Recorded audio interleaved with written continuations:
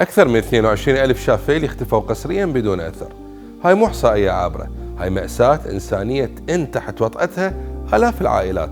كان النظام البعثي يختطفهم من بيوتهم، من الشوارع، من أماكن عملهم، ويطوي ملفاتهم إلى الأبد، بينما أحلام أمهاتهم ما زالت تنتظر رجعتهم لحد هاي اللحظة. واللي بقى منهم نظام صدام سحب جنسيتهم العراقية.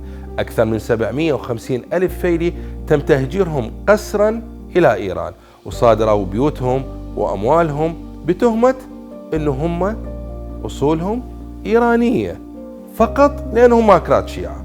لكن المفارقة المرة إنه إيران نفسها ما اعترفت بهم كمواطنين إيرانيين واعتبرتهم عراقيين. صاروا ضحايا ما بين مطرقة النظام وسندان الغربة، بلا هوية واضحة وبلا وطن يؤويهم. هذه المأساة خلقت جيل من اللاجئين عديمي الجنسية، وما زالت مشكلة الجيل الثاني من المهاجرين المولودين بإيران ممتلكاتهم المصادرة وبيروقراطية استعادة حقوقهم بلا حلول عادلة لحد اليوم.